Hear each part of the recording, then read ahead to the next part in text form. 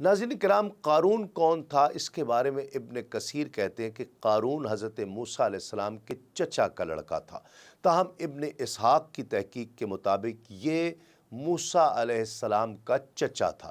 ابن مردویہ نے حضرت ابن عباس رضی اللہ تعالیٰ عنہ کے حوالے سے چچا زاد بھائی بتایا ہے۔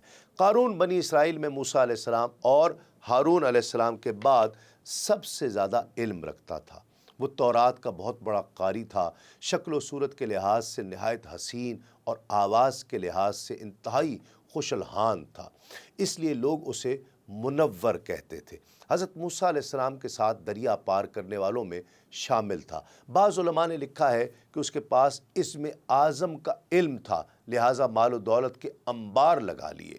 ابن کثیر کے مطابق اس کے پاس اس قدر مال تھا کہ خزانے کی صرف چابیاں اٹھانے کے لیے قوی مزدوروں کی ایک جماعت مقرر تھی۔ امام سیوطی بحوالہ امام ابن منذر لکھتے ہیں کہ اس کے خزانوں کی چابیاں اٹھانے کے لیے 60 پنج کلیان خچر چاہیے ہوتے تھے۔ کوئی بھی چابی ایک انگلی سے بڑی نہیں تھی۔ جس طرح سامری منافق ہو گیا، یہ بھی اسی طرح حضرت موسیٰ علیہ السلام سے حسد کی وجہ سے خار کھانے لگا اور آپ کی کھلی مخالفت پر اتر آیا۔ اس کی ابتدا اس وقت ہوئی جب موسیٰ علیہ السلام کی قوم دریا پار اتری اور اللہ کریم کے حکم سے قربانی کی گئی، تو حضرت موسیٰ علیہ السلام نے حضرت ہارون علیہ السلام کو قربانیوں کا انچارج بنا دیا۔ یہ بولا کہ رسالت آپ کے لیے، قربانی کے انچارج ہارون، اور میں کہاں؟ آپ علیہ السلام نے فرمایا، ہارون کو میں نے نہیں، اللہ کریم نے یہ منصب عطا کیا ہے۔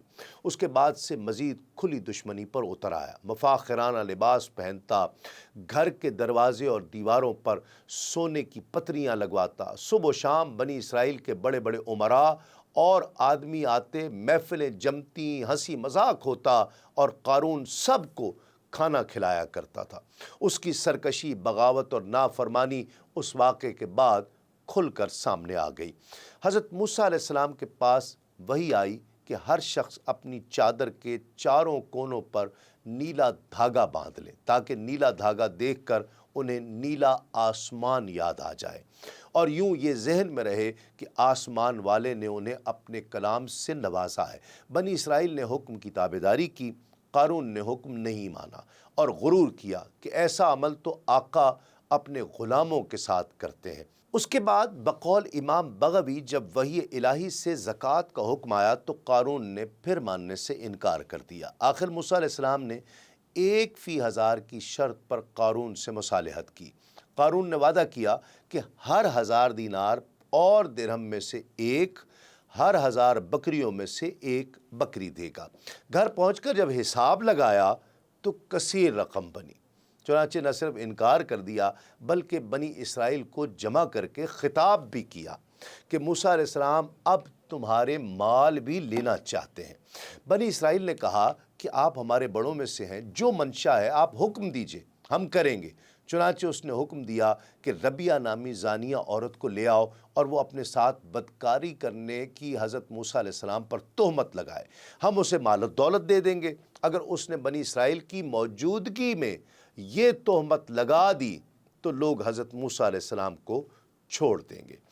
1000 دینار اس عورت کو دینے کی پیشکش ہوئی۔ دوسرے دن قارون نے بنی اسرائیل کو جمع کیا اور موسیٰ علیہ السلام سے کہا کہ لوگ جمع ہیں، آپ آئیے اور انہیں امر و نواہی کے بارے میں کچھ بتائیے۔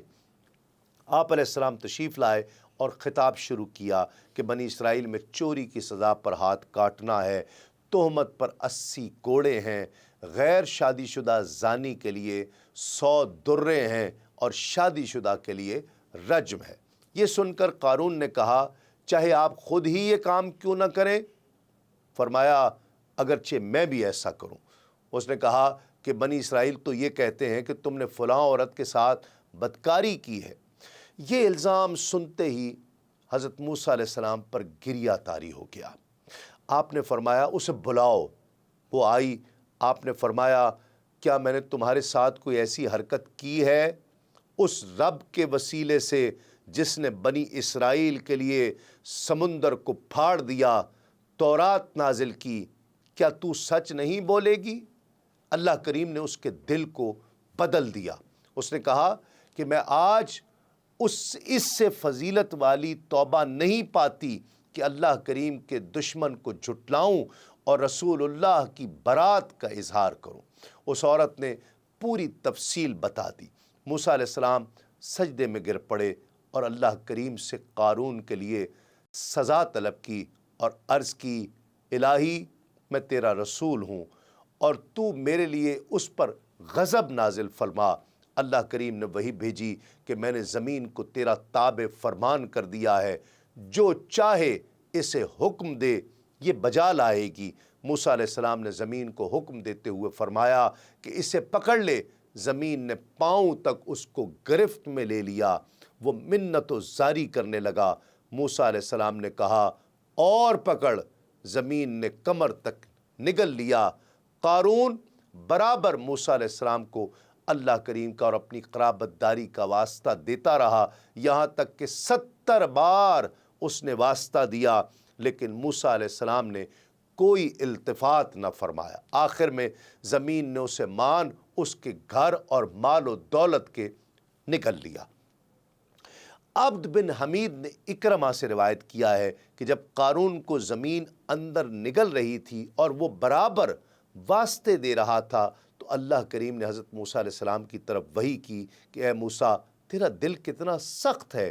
قارون بار بار تجھ سے رحم کی درخواست کر رہا تھا، لیکن تو نے اس کی مدد نہیں کی۔ مجھے میری عزت اور جلال کی قسم، اگر وہ مجھ سے ایک بار بھی مدد طلب کرتا تو میں ضرور اس کی مدد کرتا۔ ایک روایت میں ہے کہ حضرت موسیٰ علیہ السلام سے پھر کہا گیا کہ آج کے بعد زمین کو کسی کے بھی تابع نہیں کروں گا۔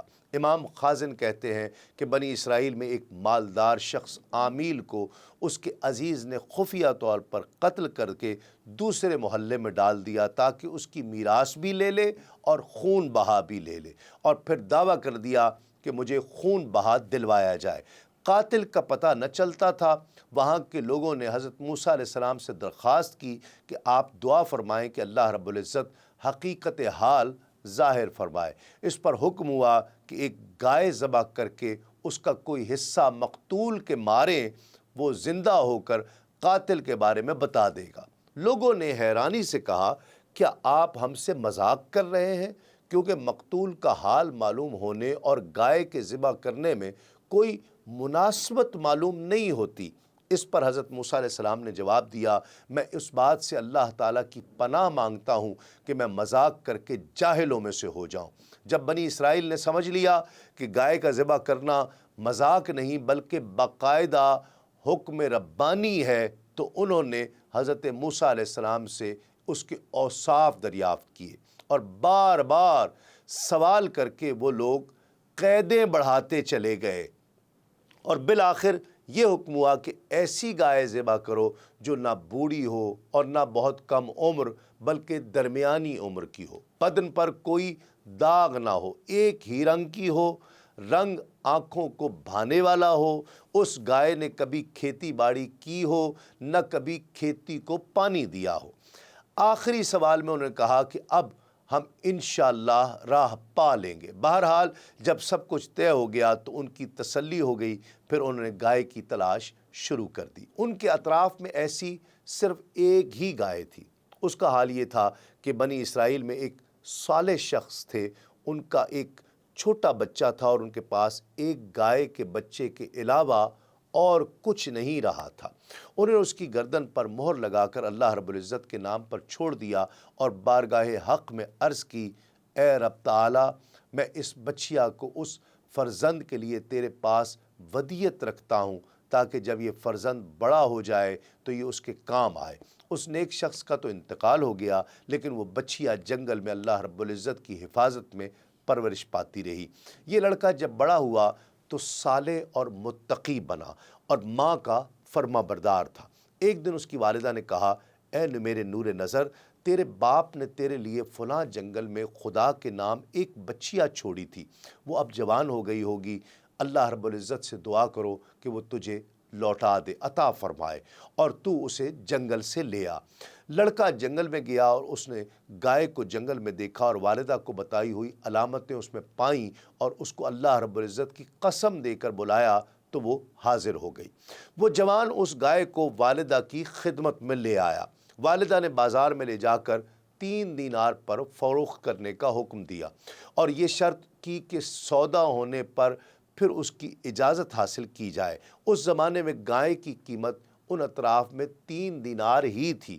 جوان جب اسے گائے کو بازار میں لایا تو ایک فرشتہ خریدار کی صورت میں آیا اور اس نے گائے کی قیمت 6 دینار لگا دی، مگر یہ شرط رکھی کہ جوان اپنی والدہ سے اجازت نہیں لے گا۔ جوان نے یہ منظور نہیں کیا اور والدہ سے تمام قصہ کہہ دیا۔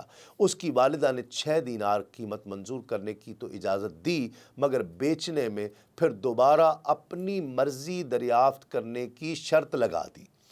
جوان پھر بازار میں آیا۔ اس مرتبہ فرشتے نے 12 دینار قیمت لگائی اور کہا کہ والدہ کی اجازت پر موقوف نہ رکھو، جو اس نے نہیں مانا اور والدہ کو اطلاع دی۔ وہ صاحب فراست عورت سمجھ گئی کہ یہ خریدار نہیں کوئی فرشتہ ہے جو آزمائش کے لیے آتا ہے۔ بیٹے سے کہا کہ اب کی مرتبہ اس خریدار سے یہ کہنا کہ آپ ہمیں اس گائے کے فروخت کرنے کا حکم دیتے ہیں یا نہیں دیتے۔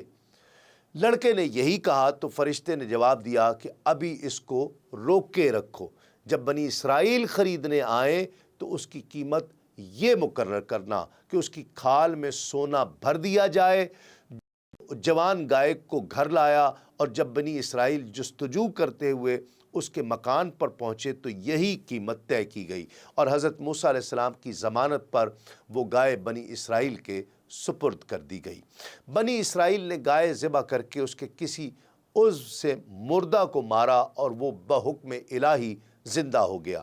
اس کے حلق سے خون کا فوارہ جاری تھا۔ اس نے اپنے چچا زاد بھائی کے بارے میں بتایا کہ اس نے ہی مجھے قتل کیا ہے۔ اب اس کو بھی اقرار کرنا پڑا اور حضرت موسیٰ علیہ السلام نے اس پر قصاص کا حکم فرمایا۔